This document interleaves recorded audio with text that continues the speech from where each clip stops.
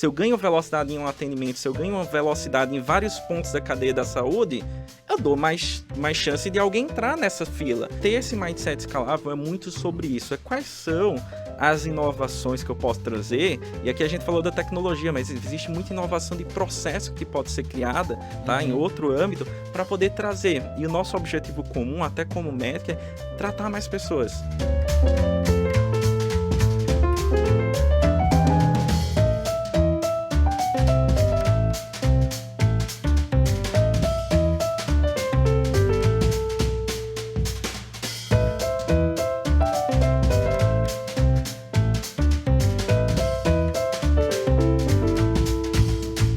Olá, bem-vindos ao nosso podcast, o Consciente. Eu sou Ariovaldo Ari, médico neurologista de formação, mas acabei deixando a carreira depois que criei uma empresa focada em habilidade de comunicação. Hoje a gente tem um convidado super especial, que também é neurologista, uma pessoa muito querida, muito inteligente, que eu conheci há algum tempo. Já vou chamar ele aqui para participar. Qual que é a ideia do Consciente? É ampliar a consciência, é trazer aqui convidados, informações que provavelmente a gente não ia conseguir sozinho. Então, sem mais delongas, Vitor, bem-vindo. Opa, um prazer estar aqui com você, Ari, na Sinapse. A gente já teve várias interações anteriormente, quero poder agregar um pouco aqui desse conhecimento e dessa abrangência do conhecimento com vocês. Então, beleza. Vitor, para o nosso público que está te conhecendo agora, quem é o Vitor? Boa pergunta. É difícil para explicar, né? Porque eu sou médico de formação e acabei caindo aí no mundo corporativo. Vou poder contar um pouquinho, mas eu falo que é complicado porque até hoje algumas pessoas não entendem. Então minha avó talvez pergunte, mas o que é que você faz? Mesmo se não era médico? Mas voltando aqui, eu sou médico de formação, fiz residência em neurologia e acabei trilhando já no mestrado para informática. Então eu caí no mestrado em ciência da computação, na UFPR, já no final da minha residência. E caí na DASA, vivendo um mundo corporativo muito voltado à inovação, graças ao Dr. Felipe Kitamura, que é um mestre aí na inteligência artificial. E tenho vivido aí, né, nesses últimos 3 anos, essa inovação no dia a dia no mundo corporativo. Tirando isso, eu gosto de cantar, eu gosto de gravar música, eu gosto de tocar e tem uma startup, que é a Medex VR, que a gente trabalha com simulação realística voltada para treinamento, principalmente a âmbito da graduação. Uau, você me lembra muito assim, às vezes familiares da minha parte ou da minha esposa falam assim, mas o Ari mexe com o quê, hein? Aí você explica, a pessoa... Hoje é mais fácil, eu falo que eu sou palestrante. Aí ele mexe com palestra, né? Então eu entendo essa sua dor. Vitor, vocês estão vendo aqui que os entrevistados do Consciente, a turma não dorme não. Porque ó, o cara canta, grava, tem uma startup, tá no mundo corporativo. Mas eu queria te propor, a gente sempre, quando tem uns convidados aqui, começa nessa linha biográfica para situar as pessoas e a gente vai chegar lá então no dia dessa transformação. É muito marcante para mim isso na sua história. O dia que você conta que num evento, cruzo com uma pessoa, ela já me convida para vir para a DAS, eu mergulhei e estamos aqui. Vitor, vamos lá do começo. Primeira infância, 0 aos 7, 7 aos 14 anos. Você viveu aonde? Quem são seus pais? No tempo, no espaço? Perfeito. Que referências que você tem desse tempo? Onde é que aconteceu a sua infância e esse começo da adolescência? Muito legal. Bem, ela tem uma influência muito grande, então é por isso que é importante a gente poder comentar um pouquinho sobre isso. Eu sou de João Pessoa, na Paraíba, e desde muito cedo eu tive uma influência muito grande, principalmente do meu pai ali, por causa da informática, por causa da computação. Tá. Então ele trabalhava com computação na Universidade Federal da Paraíba, e muito cedo a gente teve aquele IBM 486, não sei se você lembra, os primeiros computadores, e eu podia ver ali no dia a dia ele mexendo com aquilo, tanto do ponto de vista de hardware quanto de software. E eu acho que ali foi paixão à primeira vista. Eu realmente caí nesse mundo e eu gostava de mexer com ele, né? Mas logo muito cedo, eu acho que alguns pontos que marcam, né, essa história da gente. Eu lembro que eu convenci meus pais a abrir uma lan house. E foi convencimento mesmo. Eu lembro que um dia a gente chegou e a gente começou a conversar sobre lan house. E eu mostrava pra eles que era um negócio viável, que dava certo, que já, né, tinha tudo errado, né? Depois eu descobri que tava tudo errado. Mas tudo bem. E foi legal, porque eu passei a operar, eu passei a recuperar muito do ponto de vista de negócio, entendendo, claro que muito cedo, eu tinha 8, 9 anos, né? Mas foi um ponto muito importante. Primeiro que eu aproximei mais ainda da computação, então desde lá pegar a borrachinha para poder limpar a memória, quem nunca fez isso, dos computadores ligando, tinha 24 computadores, mas também do ponto de vista de negócio, assim, poder entender um pouco de como isso se situa. Então acho que esse é um ponto que realmente faz a mudança, porque é onde eu me descubro. A gente depois descobre isso, né? Mas assim, olhando para trás cara, é aí esse espírito mais empreendedor, de querer mover o negócio para frente. E é muito legal porque você trabalha com comunicação. E hoje eu entendo que foi a skill base, foi a habilidade base para qualquer outra coisa que eu tenha desenvolvido. Até isso. Porque é uma skill de convencimento, de persuasão, de poder, né? Como é que eu convenci meus pais? Porque eles poderiam ter abrido qualquer outra coisa. Mas foi uma lan house de fato. Mas enfim, a história você já sabe, né? Lan house nunca foi um business bom, mudou completamente. E eu acho que esses são os pontos principais aí da minha... Até os 14, vai. Até os 14. É muito legal que a gente comece a identificar algumas coisas, né? Primeiro, um nativo não só da cultura digital, da cybercultura, mas do rádio, né? Que delícia lembrar dessa fase. Eu sou um fã do que a computação trouxe da concretização da contracultura, né? Ou seja, todo mundo poder fazer e etc. Mas tem uma coisa aqui que eu achei interessantíssima, ou seja, o espírito empreendedor, né? Ali você já quer empreender, etc. E o outro elemento que você trouxe, a gente já tinha conversado sobre isso, vital, que é capacidade de se comunicar, né, cara? Capacidade de saber quem eu sou, o que eu faço. É um empreendedor com essa capacidade de comunicar. Aí é o próximo passo, né? Sim. Mas aí, Vitor, eu fiquei curioso, já que você gosta de cantar, gravar, etc., já começa a ter referências musicais, culturais dessa época? O que fez sua cabeça, vamos dizer assim? Eu tenho. Minha avó é pianista. Tá. Então, eu cresci numa cultura que vai desde a música clássica até a música contemporânea, né? E eu sempre vivi muito isso lá em casa, né? Todo mundo toca instrumento ou canta alguma coisa. Meu pai e minha mãe não, mas por parte dos meus parentes de pai, sim. Então, eu tenho influência muito grande e eu acho que mais de MPB, tá? Mas eu escuto de tudo, é muito bom isso, cara. Que legal. Eu aos 16 anos, quando ouvi Caetano Veloso a primeira vez, eu falei assim, cara, tem alguma coisa que eles não estão me ensinando na escola. E é importante, abre a mente. Demais. Hoje meu menino, como eu tô ficando velho, né? Meu menino mais novo começou a faculdade aqui na PUC de São Paulo. E ele foi no Tuca, né? No teatro onde o Caetano apresentou a primeira vez com a Tropicália. Então, assim, emocionante. Vitor, vamos andar na linha do tempo. Passou os 14 anos, daqui a pouco vem 14 até vestibular, etc. Você ficou essa época também em João Pessoa. Como é que foi? O que te tocou para fazer medicina? Se você já estava tão inserido, não era melhor ter feito ciência da computação? Cara, isso é uma pergunta que eu acho que todo mundo vai me fazer, quem me conhece da minha infância. Mas ele não ia pra ciência da computação. Antigamente era um processo seriado, né? Seletivo seriado. Então, o primeiro ano você já sabia mais ou menos o que você queria, então você modulava sua nota pra isso. E foi interessante porque eu acho que aos 16 para 17 anos eu perdi meu avô. Ele era bem ligado, a gente tinha uma relação muito boa, né? Uma pessoa sensacional, super inteligente por parte do pai. E por algum motivo, no meu terceiro ano, mudou alguma chave ali. Eu acho que o principal mesmo foi ter achado que foi um erro médico, talvez. Ele morreu no tromboembolismo pulmonar. Hoje eu sei o que é isso, na época eu não sabia, porque ele teve uma fratura de fêmur, estava de alta, assim, do hospital. E eu lembro quando eu fui visitar ele que ele estava corizando e em menos de 24 horas, já estava na UTI, entubado, aquela história que a gente já conhece. E eu acho que aí foi uma mudança de chave muito grande, tá? Mas eu não passei no vestibular de João Pessoa. Eu passei em Maceió, na estadual do Maceió. Foi o momento que eu saio de casa ali de 17 para 18 anos e vou morar em Maceió. E um estado que ele tem poucos recursos, né, financeiros, uma faculdade pública. Cara, ali foi um aprendizado de vida absurdo. E ali eu acho que é o momento que a tecnologia ela começa a entrar.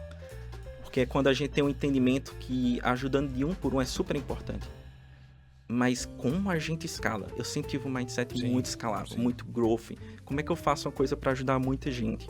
E quando você olha num cenário assim de... Como a gente viu na pandemia, assim, pessoas morrendo e você procura uma solução que uma solução tem que ser escalável porque um por um é muito complexo. É um momento que você recorre à tecnologia. E eu acho que vem aí um novo ciclo em cima disso, sabe? Perfeito. É interessante, antes da gente avaliar por esse ponto, a gente tem conversado com muita gente sobre as razões que levam o indivíduo a fazer medicina. Vamos ver quais que você encaixa. Ser bom aluno. Era bom aluno. Bom aluno. Número 2, explicar algo que aconteceu com alguém da família. Importante. Que é bem seu caso, né? Com certeza. Vocação para cuidar de pessoas. Total. Isso puxa algumas pessoas. E, claro, faz parte do jogo a ascensão social, né? Ou seja, para muita gente, foi meu caso, a faculdade de medicina era, de certa forma, eu perguntei pro meu pai, psicologia ou direito? Vai fazer psiquiatria. Então, o Edmar Vacena fez isso lá e chegamos até aqui. Mas agora, Vitor, muito legal essa história que você traz do digital. Eu vou trazer aqui uma perspectiva do que como foi para mim. Cara, eu venho há muitos anos nessa caminhada do digital, mas em março de 2020, a gente viu que precisava de fazer alguma coisa e criou o Corona BR, que era, né, um avatar que orientava as pessoas se elas deveriam ou não procurar um médico na época da pandemia. A gente foram 22 milhões de testes, reconhecido pelo Diário Oficial da União. O dia que o site piscou, o pessoal de Sorocaba... O que aconteceu? Tá dando fila aqui nas unidades básicas de saúde, porque todo mundo usava o Corona BR. E você falou uma coisa muito importante, eu queria que você comentasse um pouco, que é o seguinte. Ao escalar algumas coisas em medicina, principalmente o raciocínio clínico, cara, a gente torna barato e abundante uma coisa que é cara e escassa. Mas é tão difícil, Vitor, quando você fala isso pro médico, o cara fala assim... Vou dar um exemplo prático. Uma vez eu estava num evento e a pessoa disse assim... O que você faz frente a uma criança com febre? Nada se eu não puder examinar. Mas não é bem assim. O farmacêutico, o enfermeiro, ele pode ver uma criança, na verdade ele pode conversar com a mãe da criança, fazer um questionário de triagem e dizer se aquele indivíduo, né, se aquela criancinha precisa ir ou não ao médico. Então, eu acho que o médico ele fica muito assim, nada pode acontecer que não seja dentro das minhas quatro paredes. É isso mesmo. E aí agora vem esse mundo digital, como é que você que está abrindo essa frente, como é que é essa mudança de paradigma da escala para o mundo médico?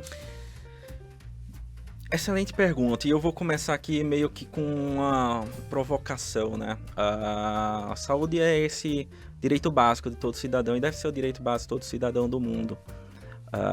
Extremamente complexo de entregar saúde para todo mundo. Quando a gente vem para uma tese, uma teoria de saúde baseada em valor, onde o meu produto é entregar saúde para as pessoas, como fazer isso nessa lógica de um por um? A gente chama de uma função de primeiro grau, né? É muito fácil ver a função de primeiro grau, é muito fácil você enxergar um horizonte que é linear, que está na tua frente. E quando a gente analisa todos os outros mercados, a solução é o digital, é a transformação digital, é a tecnologia de maneira geral. E ainda mais hoje, principalmente depois de 2012, que novas técnicas de inteligência artificial, quando a gente joga essa palavra mágica, faz mais sentido ainda, porque é onde a gente consegue automatizar processos, não necessariamente automatizar decisões clínicas. Eu acho que a gente não está lá ainda para muitas coisas, tá? Mas automatizar processos, se eu ganho velocidade em um atendimento, se eu ganho uma velocidade em vários pontos da cadeia da saúde, eu dou mais chance de alguém entrar nessa fila, nessa cadeia. Então, ter esse mindset escalável é muito sobre isso. Quais são as inovações que eu posso trazer? E aqui a gente falou da tecnologia, mas existe muita inovação de processo que pode ser criada, tá? Em outro âmbito, para poder trazer. E o nosso objetivo comum, até como médico, é tratar mais pessoas. E que esse tratamento seja o melhor possível, tá? Diante de um tratamento... não dá tratamento, um tratamento que tem algum benefício, a gente sempre vai optar pelo que tem algum benefício. Então é o exemplo da triagem que você comentou. Perfeito. Então, como a gente leva com segurança, não é questão de não ter segurança, claro que tem que ter muita segurança, dentro da saúde sempre vai existir isso, mas como é que eu trato mais pessoas, como é que eu levo mais saúde para as pessoas? E eu acho que tem muito na saúde digital que pode agregar nisso, e quando a gente fala de saúde primária, de coordenação de cuidado, aí que sim que é um mundo a ser explorado para colocar o paciente certo, na hora certa, com o tratamento certo e com o custo certo também dentro da cadeia de saúde. Para quem não é da área, depois a gente vai começar a ouvir mais esse termo, né? A gente hoje tem uma medicina baseada por pagamentos em serviços, que gerou todas essas E não tem nenhum erro nisso, é como tá certíssimo. Processo evolutivo, né? Tá E agora a certíssimo. medicina baseada em valor, que depois quem quiser conhecer, etc. Hoje eu tava com um cara que é um dos participantes lá do Alice, né? É legal pra quem é leigo, pra quem não conhece. Olha lá o que é Alice, pra você entender o que é essa história. Que movimento é esse, né? E que movimento é esse. Mas aí, Vitor, voltando na sua história, você entra na faculdade. É muito legal que o convidado anterior a você é um psiquiatra infantil formado em Maceió, mas ele é da família de lá. Mas aí, uma coisa interessante eu queria saber. A escolha pela neurologia. Como eu citei, eu queria fazer psicologia ou direito, meu pai vai fazer psiquiatria, se arrima de família. Depois, você tem que garantir que se eu te faltar, você vai puxar o barco. Boa. Só que eu entro na faculdade, cara, e quando eu vi neuroanatomia, foi paixão assim, eu não tive dúvida. Eu falei, cara, não é psiquiatria, é neuro, virei monitor de neuroanatomia e nunca larguei. Aí é muito comum essa jornada, né? Você entra na neuro e não larga mais. E como é que foi pra você? Como é que você escolheu por que neurologia? Boa pergunta também. Um pouco bem diferente de você, eu acho que neuroanatomia eu corri, tá? Assim, não foi um negócio que foi a paixão à primeira vista. Eu sempre fui, e é importante eu acho, hoje eu até entendo, sabe? Muito mais generalista do que especialista em tudo que eu faço. Tá. Eu tenho uma perspectiva, e eu acho que dentro do mundo executivo ele tem essa cobrança maior. Cara, é melhor você ser muito bom em várias coisas, não é que você não precise não ser bom em alguma coisa de forma mais vertical. Também, é adicional. Mas é muito importante ter um entendimento do todo. E eu acho que eu me formei muito bem, sabe? Eu consigo ter uma noção do todo, eu consigo fazer uma clínica médica muito bem feita. No 4º ano, eu tive a oportunidade de eu ganhar uma bolsa para ir no Canadá. E no Canadá, lá na Universidade de Manitoba, que fica a cidade de Winnipeg, eu tive a oportunidade de estudar neurociências. E lá, sim, começou uma certa paixão. Mas ela começou essa paixão por uma dobradinha, e que faz muito sentido para essa história e para onde eu tô hoje. Eu morei lá cara, era um prédio da universidade com pessoas de todo lugar do mundo. E no meu andar não tinha ninguém da medicina, praticamente. Era de engenharia, de todas as outras profissões. E era um grande laboratório. Era em 2013, ir para a quarta do colega, eles estarem montando impressora 3D lá, do it yourself mesmo, sabe? E, cara, eu olhava aquilo e um colega também, que era inclusive brasileiro, estava utilizando sinal de muscular, de eletrodo, para poder fazer um bracinho robótico de abrir e fechar a mão. E ele imprimiu o bracinho nessa impressora que era o colega. E ao mesmo tempo eu tive a oportunidade de estudar algumas disciplinas voltadas mais para a linguagem de computação. E ao mesmo tempo eu tive a oportunidade da primeira vez ali de comprar um computador da Apple. E a Apple tem uma linguagem específica, Swift, na época estava lançando. É uma linguagem um pouco mais intuitiva do que o C, o Objective-C, que é na época. E eu já programava em C. E eu fazia neurociências, então ficou muito claro o que a gente fala hoje da neuroprótese. Cara, Brain-Machine Interface, né? Essa interface homem-computador, cérebro, computador, para fazer neuroprótese, para fazer tudo isso que a gente vai ver muito e começa a ver. Aí sim foi onde entrou a paixão. Foi quando eu volto pro Brasil e falo, cara, essa dobradinha de neurologia, neurociência computacional e tudo que vem aqui de bioengenharia, da parte de elétrica, da parte de inteligência artificial, tudo isso está conectado. Como é que eu posso ganhar um pouco de competência em cada uma dessas áreas para poder criar um futuro, uma profissão diferente? Eu sempre tive um pouco dessa mentalidade aí de, cara, como é que eu dou esse próximo passo? Maravilhoso. Na verdade, a sinapse tem um princípio que é fazer conexão de áreas não óbvias, né? Novas sinapses. E provavelmente essa sua escolha, essa sua visão de futuro bem apurada, te permitiu ser isso que você é hoje. Para quem não conhece, quem é o Vitor fora da comunidade, uma grande referência, onde você passa. Hoje eu vou estar com os alunos da Federal de Ouro Preto. E, cara, não tem um lugar que a gente não fala do seu nome. Cara, referência maior. E aí, Vitor, você vem, faz neurologia onde? Eu fiz no HC do Paraná, Hospital de Clínicas do Paraná. Opa, agora você foi lá pro sul, outra perspectiva. Aí eu fui pro Paraná. Eu saí do Canadá, voltei pra Maceió, fui para o Paraná, tinha até aqui, mas eu fiquei com medo de São Paulo, cara. São Paulo, eu tô pronto. E aí eu caí em Curitiba. Você caiu em Curitiba. Aí durante a residência, conta pra gente esse momento de inflexão. Eu costumo muito contar aqui pros nossos, pra nossa comunidade, que o que me faz mudar de carreira, tem um momento ali de inflexão, que é o dia que o nosso mestre Alexandre Moura, um cara que é uma referência maior em Problem-Based Learning, PBL no Brasil, ele me mostra a pirâmide de aprendizado e fala, Ari, quando você assiste uma aula, você guarda 5% do que você ouve, quando você dá uma aula, você guarda 80% do que você fala, você quer ser educador ou showman? Eu falo, uau! Né? Eu acreditava na educação como transformação social, e ali eu decido, essa parte de showman me agrada. Aliás, para quem depois puder e quiser, fica a dica de ver o filme do Elvis. Ele explora... Eu não vi ainda. Maravilhoso, cara. Legal. Ele explora lá o que é o seu showman, que é uma coisa mais profunda. Mas aquilo me toca e gradativamente eu fui mudando para educação até me transformar. Você também teve um momento desse, né? Sei que você estava num evento, cruzou com uma pessoa. Como é que esse momento de inflexão que... Não sei se é mudança de carreira, mas é definidor da sua carreira, né? É definidor, com certeza. E eu acho, hoje eu tenho essa perspectiva que foi gradual. Tá. Pra eu estar pronto para aquele momento, são 5 minutos, por isso que eu vou voltar na comunicação quando a gente for falar desse episódio. São 5, 10 minutos preciosos que mudam muita coisa na tua vida, né? E... quando eu voltei pro Brasil, eu tinha criado um plugzinho lá para um sisteminha para mexer em imagens médicas sem tocar no computador. Eu fui apresentar esse trabalho no Congresso Brasileiro de Neurocirurgia, que tinha sido em Curitiba, apesar de eu ainda estar em Maceió, e um médico lá, um neurocirurgião, agora hoje até sócio, que é o Dr. Christian Diniz, ele chegou, cara, você quer trabalhar com realidade virtual? Naquela época chegava em papelão. Então eu já tinha esse pé, eu já estava ali no 4º, 5º, 6º ano da medicina, antes mesmo de entrar na neurologia, muito voltado à tecnologia, trabalhando já com realidade virtual.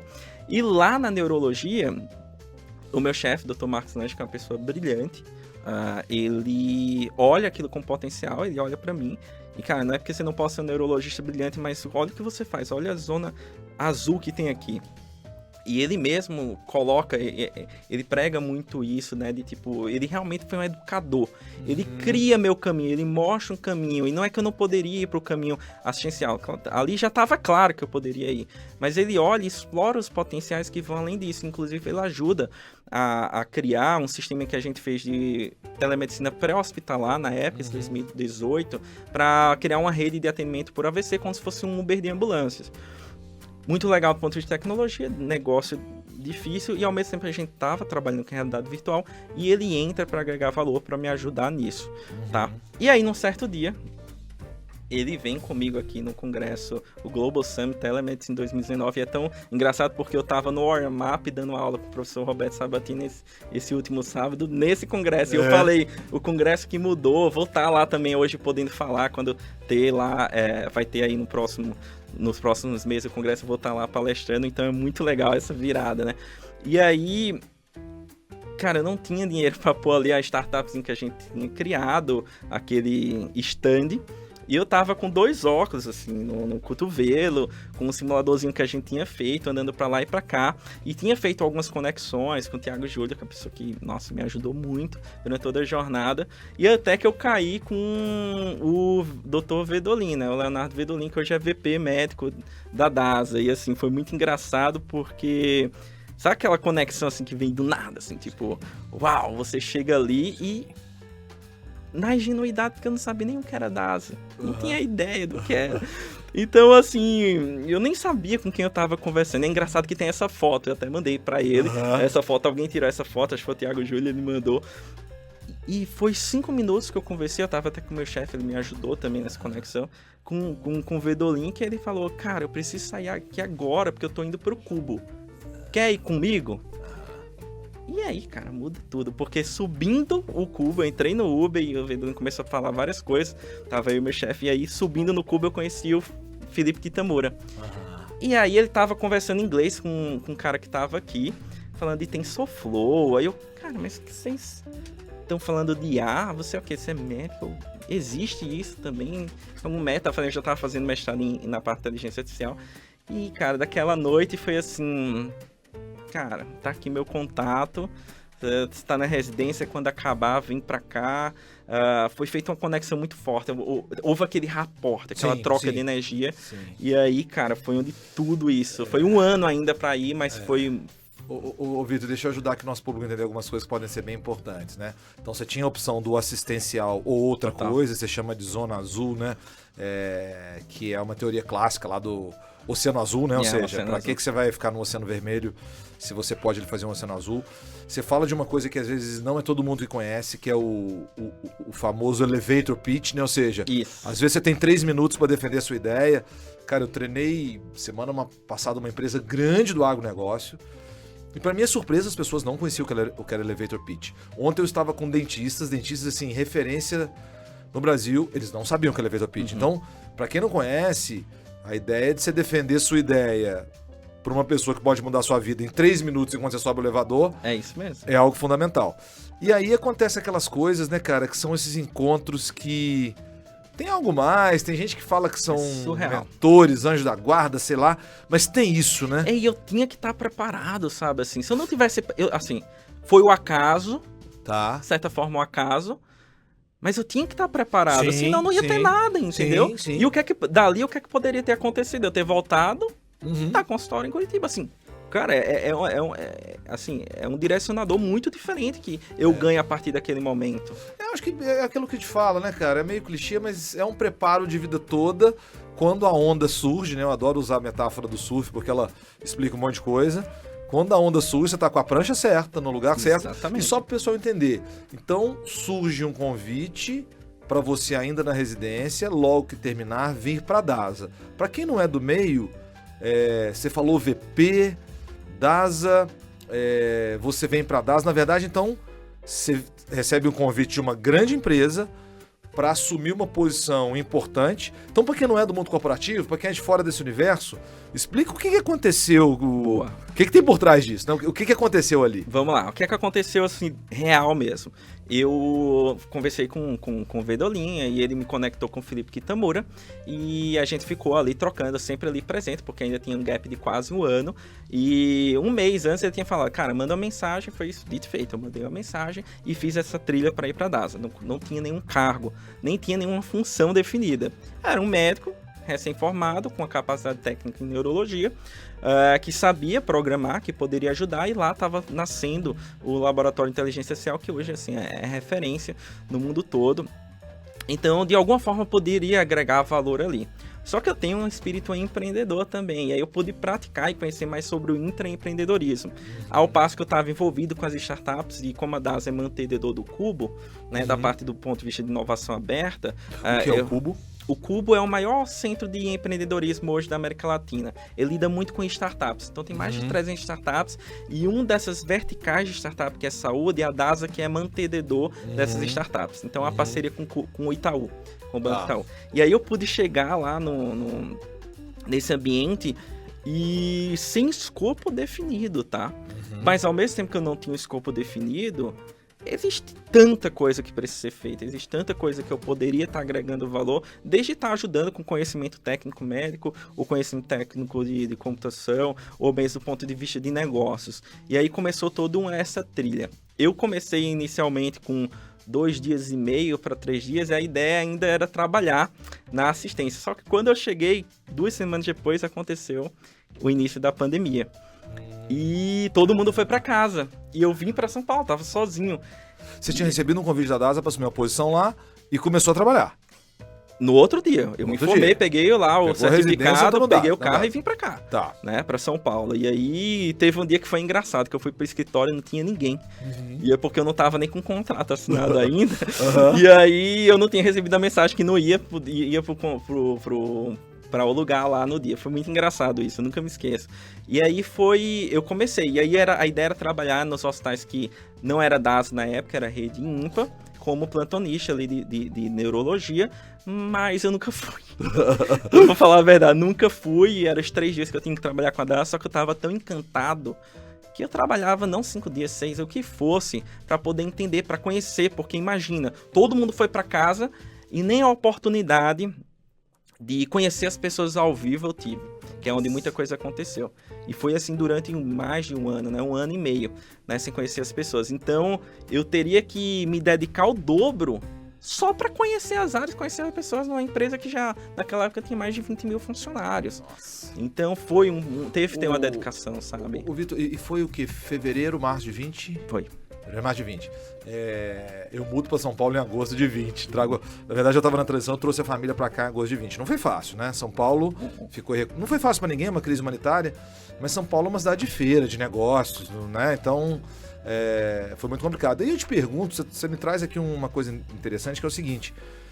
Cara, como que absorver uma cultura, né, organizacional sem estar na empresa? Eu conheço uma pessoa que sofreu muito porque ele teve uma grande oportunidade durante a pandemia, mas quando ele foi demitido, ele ficou muito frustrado e falou assim: Ari, eu não consegui absorver a cultura. Eu não consigo absorver a cultura de casa. Eu preciso de pessoas, de lidar com pessoas. Tanto que quando a gente foi fazer esse podcast hoje, eu falei: não, Vitor, vamos fazer presencial olho no olho, porque, cara, isso é muito estranho. E aí, cara, como é que foi absorver uma cultura de uma empresa de 20 mil funcionários em casa, na internet, e se assumiu uma função? Que função é essa? E aí, como é que foi isso? Desafio. Mas um desafio que ele é bom, tá? Porque a cultura da DASA é muito boa. E eu cheguei nessa pegada de inovação, né? Então, por exemplo, Vidolin, o Emerson Gasparetti, cara, são executivos sensacionais, né? São pessoas que eles apostam em você, que eles realmente gostam de você. Então, assim, eu tinha uma sensação muito grande de estar em casa. Sabe aquele momento que parece que encontrei meu lugar? Isso faz toda a diferença, porque eu poderia ter entrado no lugar que eu não tô sentindo que é minha casa, que não é meu lugar. Mas foi muito ao contrário. Eu cheguei e eu senti que era meu lugar. Eu tive autonomia para poder fazer as coisas. Claro, com direcionadores. Tem que ter direcionador, mas com autonomia. E era tanta gente bacana que você vai conhecendo ao longo do tempo. Cara, a cultura realmente ela é importante para você entrar e mergulhar de cabeça, que é o ponto que eu nem vou dar plantão. Eu, cara, me aceito daquela forma que foi, e dos 3 dias lá que eu tinha de contrato, eu fico ali nos 5 dias. E é tão legal, assim, ver esse movimento, porque eu acho que foi no momento que a DASA estava começando a se prospectar como um ecossistema. E a quantidade de aprendizado, que era um aprendizado que eu não tinha, eu sou muito curioso, eu tenho muita vontade de aprender. E quando eu não conheço, é que eu tenho vontade de aprender mesmo, eu adoro. Então, cara, era um mundo, assim, completamente diferente, que eu não sabia de nada. Então, você aprender do ponto de vista corporativo, várias coisas, cara, eu posso dizer assim, foi delicioso, assim, sabe? É muito legal. Eu não sei de onde isso vem, né, Vitor, mas assim, em você, na sua personalidade, eu tô envolvido agora desenvolvendo um autoteste para um grande influenciador sobre perfil de personalidade. E a gente vê o seguinte, cara, tem alguns eixos, né? A inteligência emocional. Perfeito. Daniel Goleman, grande referência. A inteligência social. Bandura, de Stanford, outra grande inteligência. A inteligência na comunicação, mais no hard skill, né? Que, ou seja, conhecer técnico é um caldeirão de coisas. Então, de onde isso vem? Você acha que você já veio pronto? Você herdou essa habilidade de alguém? É do seu avô? Onde é que tá isso? Porque isso não vem do nada, cara. Você deve ter tido, ou é um gênio, ou é uma influência. Da onde vem esse homem pronto, cara? Cara, pronto, acho que longe disso. Acho que eu tô longe de estar. Pronto pra esse momento. Cara, vamos lá, eu nunca tinha respondido isso, tá? Mas eu vou tentar responder aqui. E sendo muito pragmático, mas executivo mesmo, tá? Disciplina, educação, música. Música, olha só. Cara, o meu pai falava lá, então se meu pai estiver assistindo, a minha mãe depois, ele sabe que é verdade. Eu torrava o saco tocando ruim. Mas eu aprendi. Entendi. Não é que eu sou a melhor pessoa do mundo hoje, mas eu toco bem, direitinho. Entendi. Gestão, lidar com as pessoas. Eu joguei durante quase 12 anos Counter-Strike, um jogo de computador, aquele de campeonato. Eu viajava campeonato e era o líder da equipe de 5 pessoas. Que massa. Então eu fazia todas as estratégias e eu tinha que lidar com todos os conflitos. Nossa. E tinha que decidir rápido. O velho Counter-Strike. Então, assim, cara, foi um skill veio dali. Foi um skill muito importante. Entendi. Terceiro ponto, eu comecei logo quando eu fui para Maceió, eu comecei a dar aula de biologia. Olha. Né? E eu dava aula de biologia em turmas mesmo, não era particular. Aprendi a me comunicar, aprendi a passar a informação e, assim, de certa forma, a gerir aquilo. É outro pilar importante. Hard skill, medicina, mestrado e tal, você vai te lidando nas coisas. E eu acho que muito do propósito de me encontrar no propósito querer fazer o bem. Entendi. É levar a empatia, Entendi. trabalhar a empatia. Me dói, cara. Assim, eu posso ser uma pessoa que eu não conheço, acontecer alguma coisa, me dói. Então, eu acho que existe sim um componente pessoal, além do que a vida te leva a fazer. Tem várias outras coisas, tá? Que faz trilhar, que é o Vitor de hoje. E acredito que a influência dessas coisas externas com certeza vai modular um pouco da epigenética e Sim. dos omics da vida, mas essa é a verdade. Mas sim, eu acho que teve competência que eu fui adquirindo por causa dessas outras ferramentas, esses outros direcionadores. Sim, nossa, você fala de uma coisa tão importante, cara, disciplina, punk. Mas o que é legal demais de ouvir na sua história, isso pode ser uma inspiração para as pessoas, quando me perguntam de onde eu venho, para onde eu vou, eu falo que eu me formei em Barbacena médico e professor de cursinho. E lá fiz tudo, cara, carreira, professor particular, professor de biologia, química e tudo mais. O que eu vejo hoje de pessoas que estão performando bem é que durante a formação elas viveram várias coisas, né? Ou seja, ser gamer, líder de equipe, música, professor de biologia. Então, o meu menino agora, esse mais novo, que eu falei que começou a faculdade, a gente lutou muito para pagar uma escola legal aqui em São Paulo, que tem no currículo essa iniciativa, sabe? Você tem que provar, ele teve que comprovar atividade física, atividade social e atividade ligada à criatividade. Cara, hoje o que faz a diferença, então, é interessante porque, para quem tá nos ouvindo, essa formação, aspas, careta, de você ficar só ali no que você faz, né, meu? Não vai. E aí, Vitor, você citou o mestrado. A gente tem que pegar agora, então, essa parte. Você já tinha entrado, escolheu neurologia, decide fazer residência no Paraná. E o mestrado? O mestrado começa quando? Boa. Não vai me falar que ele foi concomitante à residência. Quase. Foi quase isso. No último ano da residência. No último ano da residência. Foi. Eu já tava aí, já tinha programado, já tinha feito vários aplicativozinhos mesmo, coisas mais simples, até publicando em Apple Store, lá, Google Play. E eu já tava mais nessa pegada, tá? Já tinha feito alguns cursos também em inteligência artificial, já tinha criado alguns modelos básicos para treinar mesmo, nada para se colocar no dia real, né, da saúde. E um professor meu lá de Curitiba, ele tinha uma colega que era cientista da computação, que é cientista da computação, e tem um laboratório lá na Federal do Paraná, e ele fez essa ponte, e eu já estava trabalhando com modelo, e ela estava querendo trabalhar com alguma coisa mais voltada para a saúde, mais deep tech mesmo, assim, de hard science, do ponto de vista de tecnologia.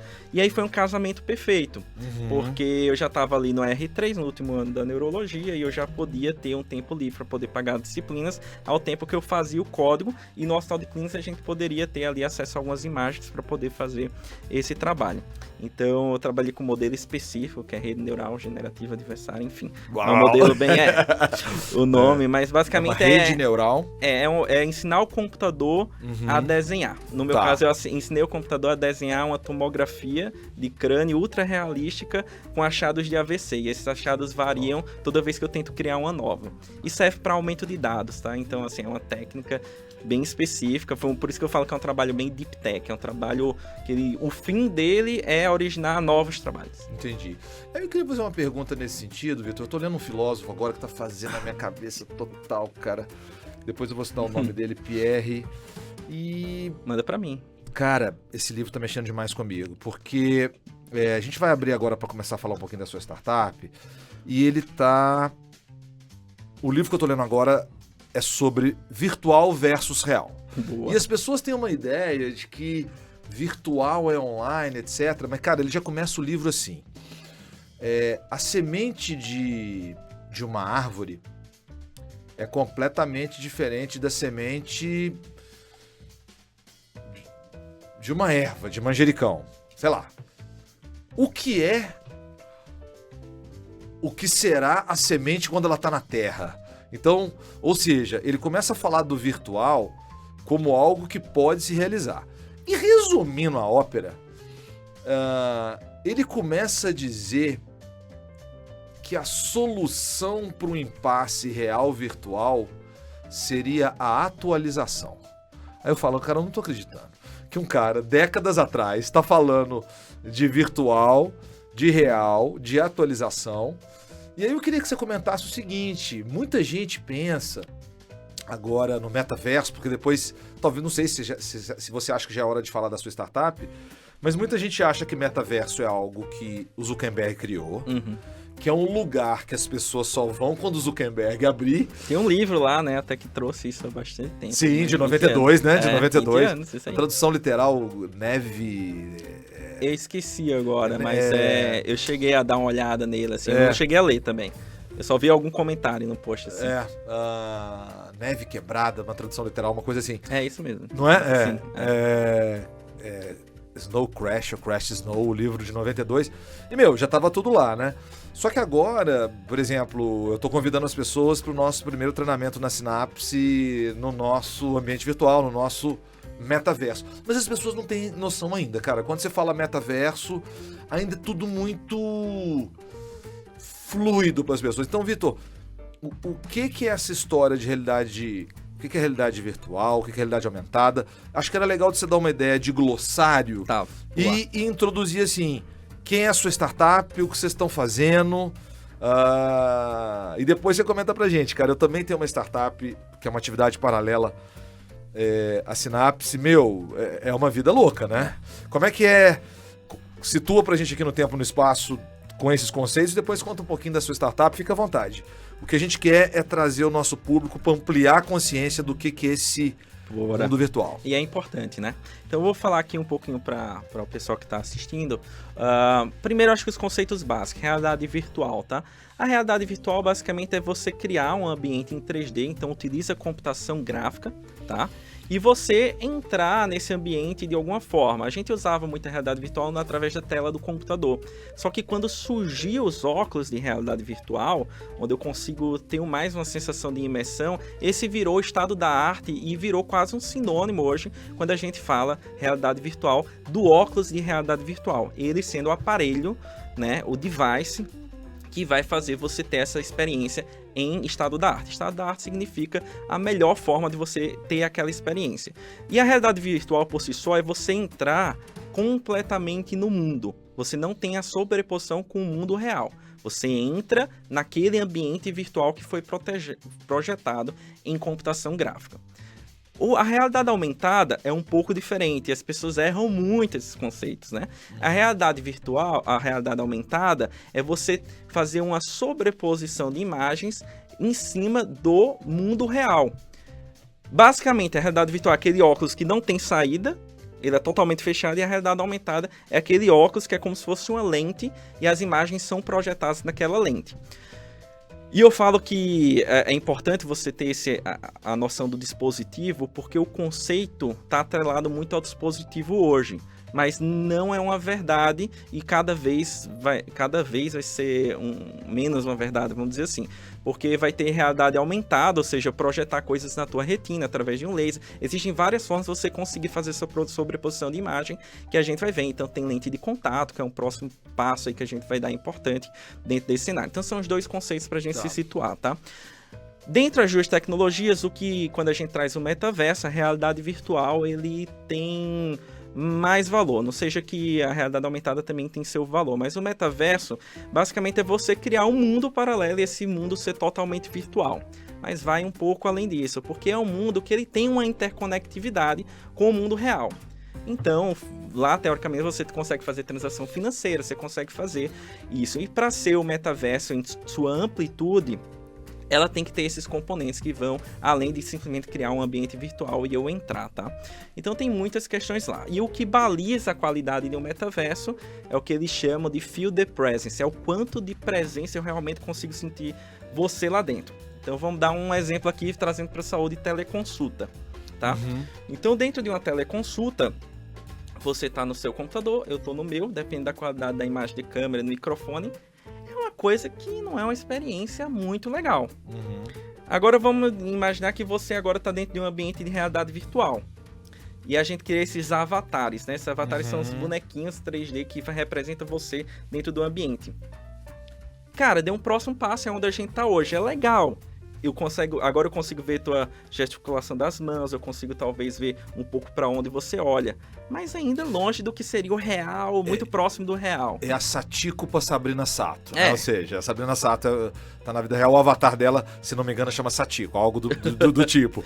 E ela já tá lá... Mas em algum momento esse virtual vai ser muito próximo desse real.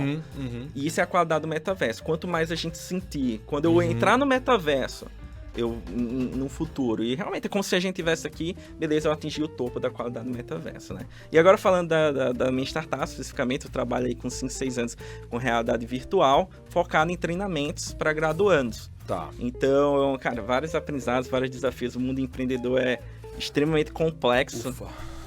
Muito difícil conquistar o mercado. A gente está engateando no mercado de realidade virtual, dispositivos ainda um pouco caros, difícil acesso no Brasil.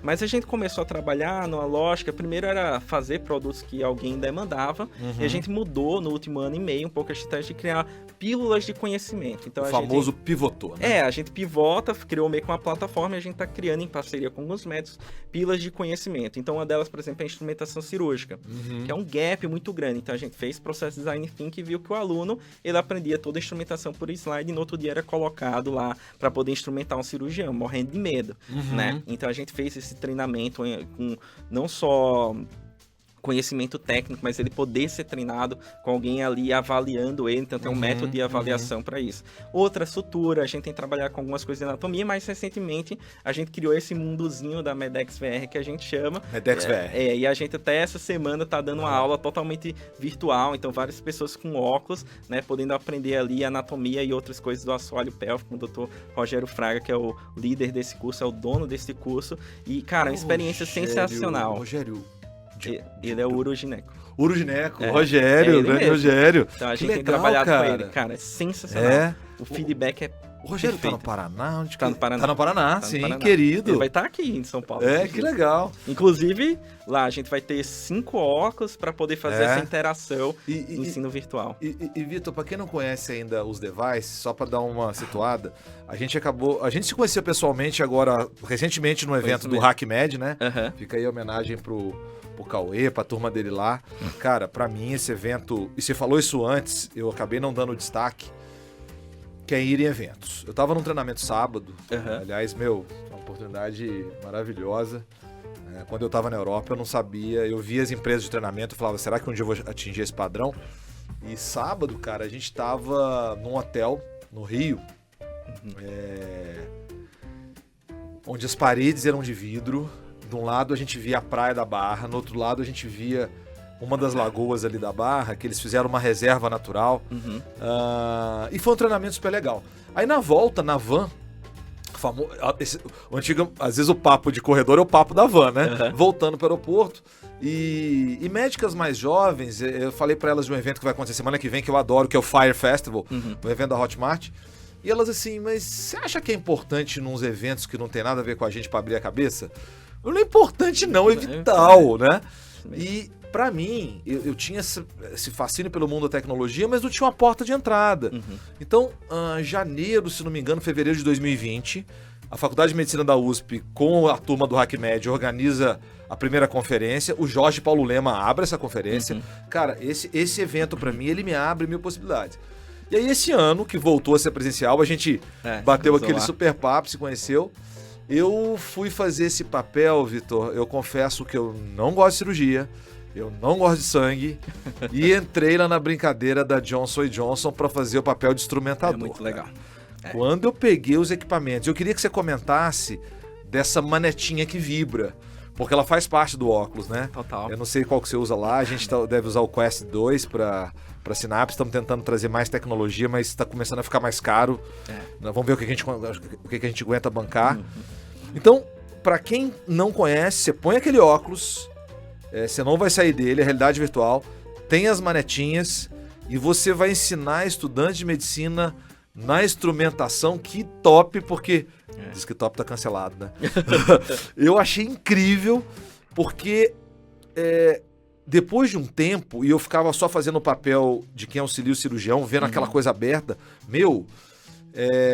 eu me senti tão presente que eu falei, eu não quero estar aqui porque eu não gosto de cirurgia. Boa. E quando eu pegava aquele material que seria...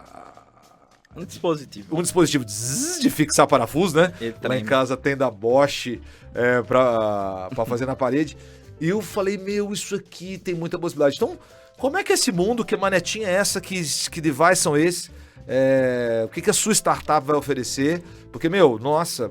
Isso é o mais simples, tá? Realmente, os óculos hoje ele vem com 2 controles, né? Tá. Esses controles, basicamente, eles têm a capacidade de vibrar. Tá. A gente chama tudo que dá sensação dentro do mundo virtual, dispositivos que dão sensação em interação com o mundo virtual, de dispositivos hápticos. Tá. Talvez o primeiro grande erro foi com o dispositivo rápido quando eu treinei na realidade virtual, porque a gente queria fazer uma cirurgia, uma simulação de uma terceira ventricular, uma neuroendoscopia, né? E aí a gente comprou 2 dispositivos hápticos, que ele é uma caneta, e aí é bem legal, porque eu consigo sentir mais o ambiente virtual. Então assim, vem uma evolução muito grande de dispositivos rápidos, tá? Então vem as luvas rápidas, que eu acho que é essa próxima geração dos controlezinhos, tá? E vem aí os próprios instrumentos, que cada vez mais poder representar essa realidade. Então essa interação ela é totalmente programável. Do mesmo jeito que eu consigo ter controle de todo o universo 3D que eu estou criando, é como se fosse um jogo mesmo. Se você desenvolver um jogo PlayStation, você vai desenvolver esse jogo, a gente chama de serious game, porque ele tem um outro propósito, né? Que é um propósito educativo sério, vamos dizer assim, de poder manusear isso. E é muito interessante porque isso você falou, é a sensação de que eu vejo com frequência as pessoas repetirem isso e os artigos começam a mostrar isso. Quando você entra no mundo virtual, vamos lá, você aí que tá na educação, o aluno, 2 horas depois de uma aula, cara, nem 2 horas, 15 minutos ele tá no celular. Cara, ninguém aguenta mais. Ele tá no celular. Quando ele entra dentro da realidade virtual, ele nem consegue pegar o celular. Então, eu já tirei um viés grande aqui. Eu já matei de cara Instagram, Facebook, WhatsApp e matei. Joguei o maior estímulo. E olha como é interessante isso. Até vi o Rogério falando esses dias. Chega um ponto que o visual tá tão estimulado que a pessoa que tá falando aqui fora ele não escuta. Ele não consegue nem escutar. Né? Você vai falando. Então aí você estimula o tátil. O proprioceptivo, porque você agora tem essa questão que a gente chama 6DOF. É 6 degraus de movimento. Eu consigo realmente andar o que é proprioceptivo? E movimentar. Propriocepção eu consigo sentir onde está a minha parte do corpo. Então eu consigo, porque eu olho o óculos, né? Onde está meu corpo? Onde está meu corpo, eu consigo sentir o chão. A altura é correta, você viu? A altura é correta, eu consigo ver minha mão direita, esquerda. O áudio aqui estimulado dentro de um ambiente imersivo e o visual. Então eu estimulo dentro de um processo educativo todo o teu sensório. E aí tem uma capacidade grande, cara. Isso é incrível porque, para quem não conhece, né, o Damasio, um dos maiores neurocientistas que a gente tem hoje no planeta, um casal na verdade, ele faz uma provocação muito interessante sobre consciência, quando ele fala assim, a consciência não é uma tela projetada no seu cérebro, o seu corpo, na verdade, faz parte da geração da consciência. Seja para saber onde está no tempo e no espaço, e até para a geração das suas emoções. O que você traz agora vai de encontro a esse livro, que é o seguinte... o próximo estágio, eu gosto de chamar de Homo Digitalis. Outro dia tive um papo muito legal com Flávio Augusto, que é muito conhecido no mundo do empreendedorismo, sobre o Homo Digitalis, né? A gente está apoiando uma empresa, uma iniciativa, e ele está por trás de um cara que ele fala que já domina o machine learning na rede social. O cara aprende numa velocidade incrível. E o Homo Digitalis, cara, não dá para negar que a extensão dos nossos axônios já estão aí. Então, assim, hoje, entre 2 pessoas de carbono, você já tem uma sinapse silício, que é o celular, que é o aparelho e tal. Total. Então, parece que a gente vai para esse lugar. Mas aí, Vitor, eu queria que você nos desse uma dica, que é a seguinte. Hoje eu vou estar numa liga de medicina, da Universidade Federal de Ouro Preto, que para mim é muito significativa, lá que eu fiz meu TED em 2018. Eu também estou numa liga que é na UniBH. E às vezes me assusta, cara, que eu pergunto pros alunos de medicina assim, cara, o que vocês estão estudando? Mas vocês estão estudando alguma coisa de linguagem? Para quem não é desse mundo, né? A gente costuma falar que você tem o front-end, que faz o basicão, o antigo web designer, né? Importante. Você tem um programador de back-end que faz toda a estrutura, o full stack, profissionais que você não consegue, hoje em dia tá difícil de contratar.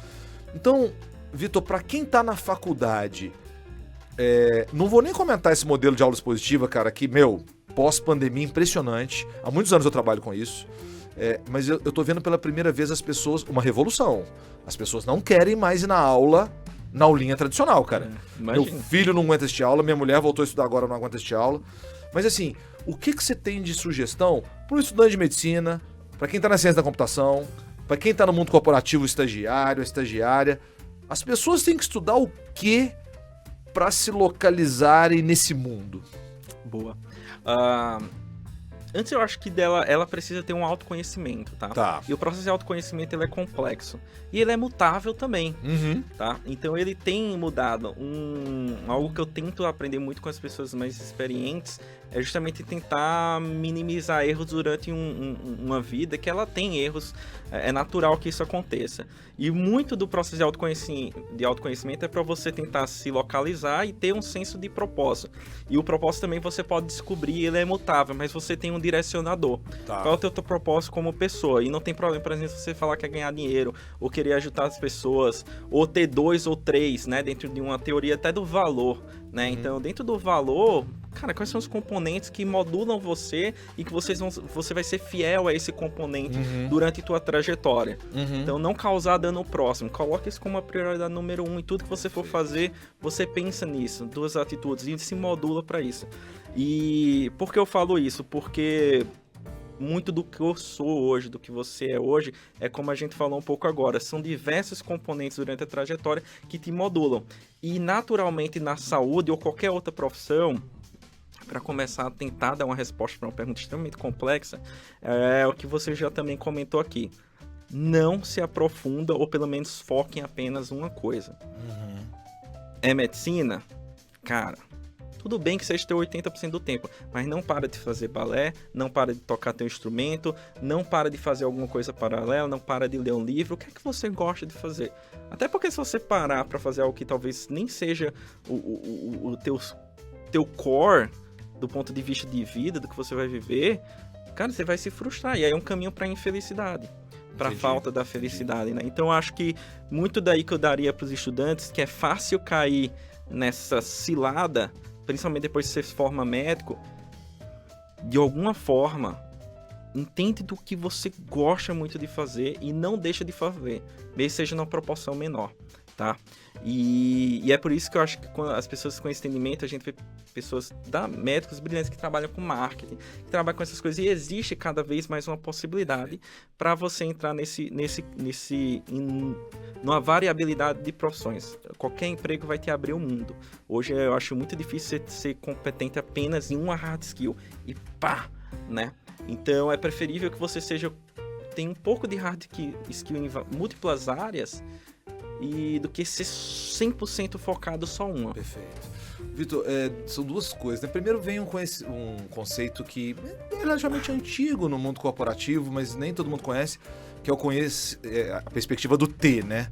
Eu sou profundo numa vertical que eu conheço muito, mas eu transito nas outras. Agora você tocou num ponto fundamental, cara, que é autoconhecimento. Eu vejo que agora, após a pandemia, só agora as pessoas começaram a falar de psicoterapia, de saúde mental, e coisas que a gente da neurociência sabe que são fundamentais para você se conhecer, etc. E por aí vai. E aí minha pergunta para você é a seguinte, Vitor. Quando você conta dessa sua passagem que te traz pro DASA, eu ouvi isso há muito tempo atrás, eu não sei se isso faz sentido para você, mas uma vez me disseram assim, Ari, na sua ingenuidade, você palita o dente do leão, e dada a sua ingenuidade, isso seduz. Porque as pessoas veem, cara, aqui eu tô vendo uma pessoa pura de coração. Eu sinto isso em você, essa vontade do bem maior, do que lá em Minas a gente chama de coração bom, né? Mas aqui em São Paulo, essa ingenuidade ela é testada toda hora, né? Porque é um lugar de business, de que ninguém tem tempo a perder, o trânsito, essa dureza. Então eu queria saber de você, você sente isso, essa pureza, essa ingenuidade? E se sim, você tem mentor? Quem é que te ajuda? É seu pai? Como é que você faz? Eu tenho um mentor há 20 anos. Cara, isso fez, o chamado game changer, né? Isso fez a diferença. Eu ter alguém muito jovem que falava, Ari, vamos aqui, a gente faz sessões mensais há 20 anos. Isso mudou a minha vida. E pra você, como é que a genuidade encantou, mas como é que você fez pra equilibrar um pouco de malícia também, que é fundamental no mundo dos negócios, né?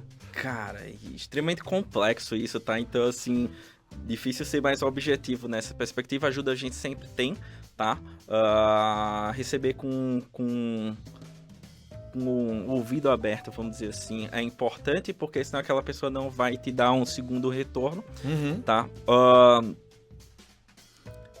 Algo que eu acredito muito, e cara, ele existe, tá? De fato, quando a pessoa vai leve pros cantos, a pessoa vai com um sorriso no rosto, a pessoa vai desarmado, você contagia, de certa forma, as pessoas a agirem diferente, tá? No desarmado você pode levar uma pancadinha ali, mas você ganha no final, eu acredito, sabe? Porque você tem uma força com essas pessoas que vão te ajudando. Então, pô, ele fez um negócio bacana, pô, ele fez um negócio e aí você vai desarmando. Então, acho que dentro da complexidade do mundo corporativo ou não corporativo da vida, cara, eu acho que essa leveza é importante. Mas ela é uma leveza que talvez no meu caso me sustente ou me levou a essa escala, que foi bem rápida a escala dentro da DASA.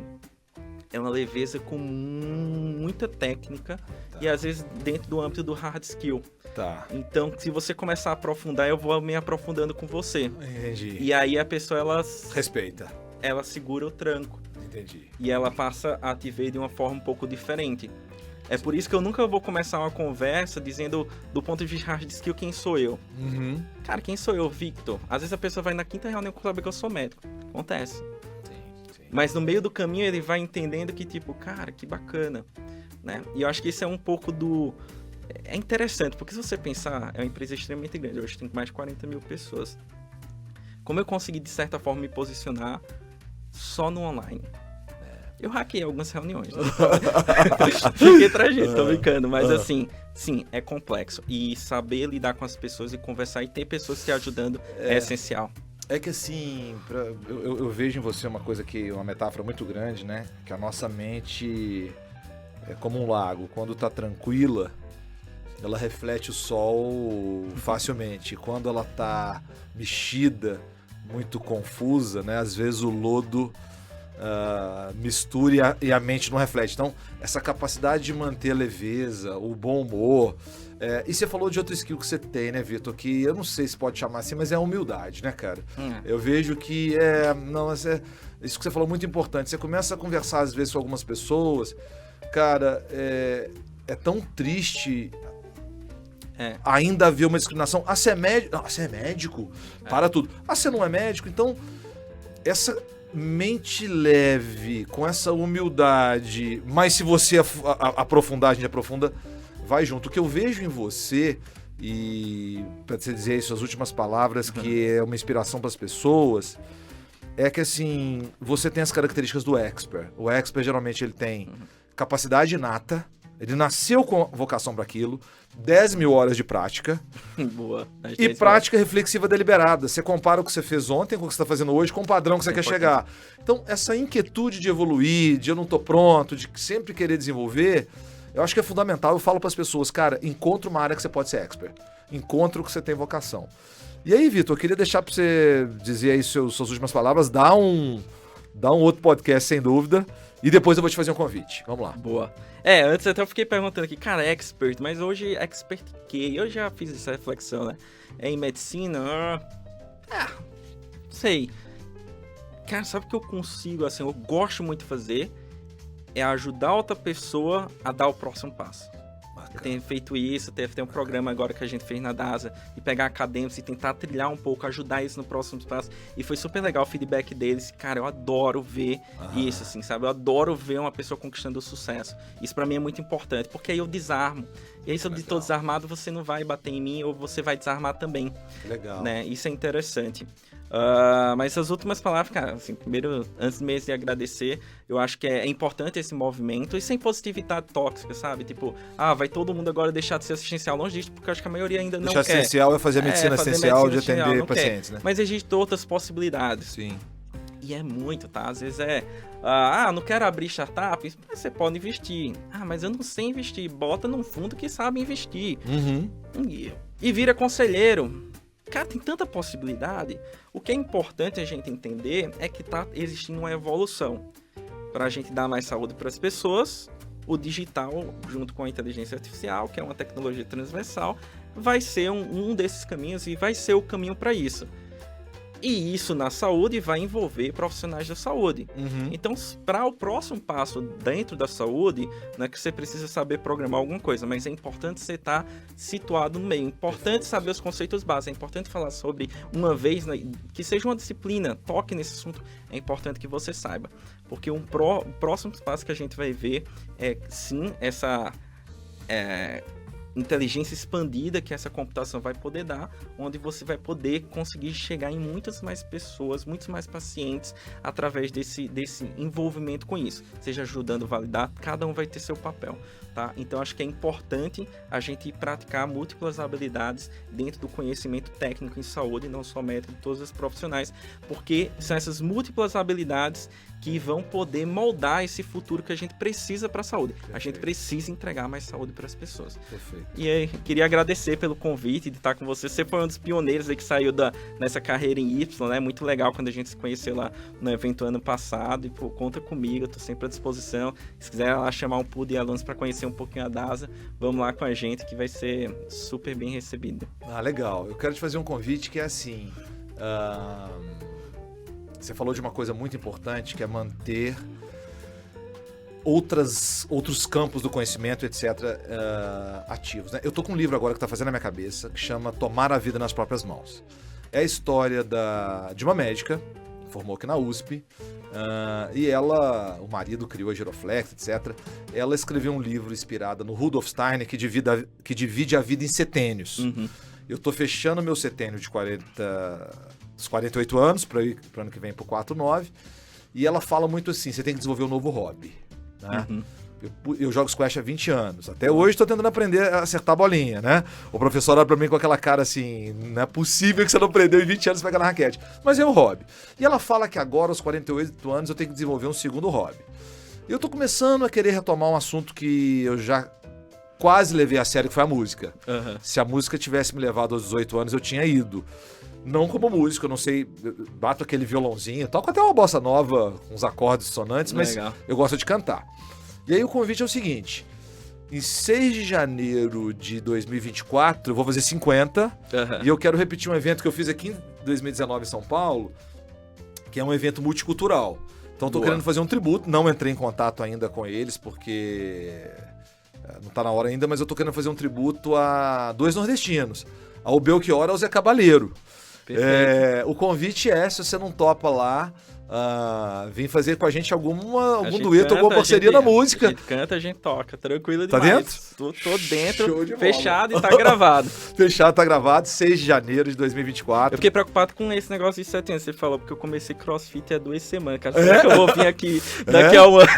Mas você tá em qual setênio? Você tá no setênio de, porque 1 a 7, 7 a 14, 14 a 21...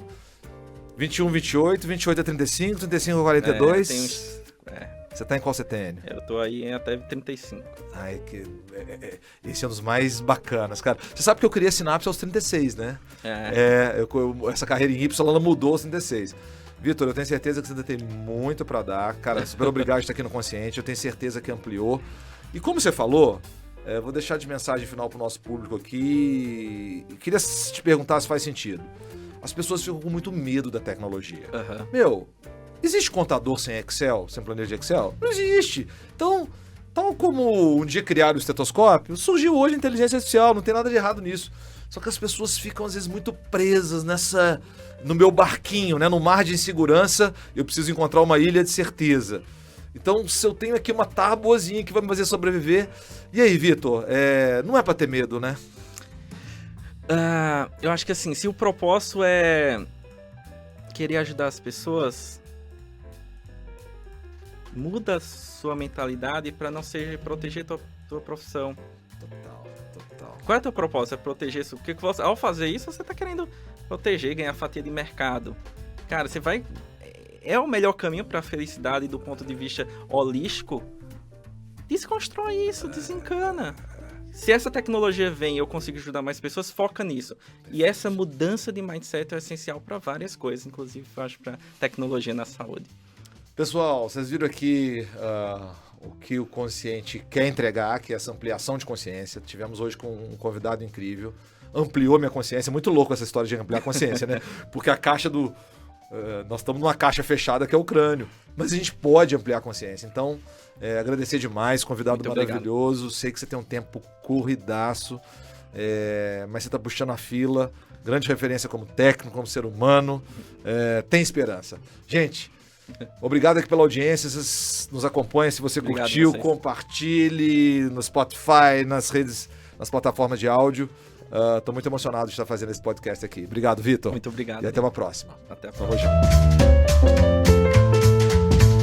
junto.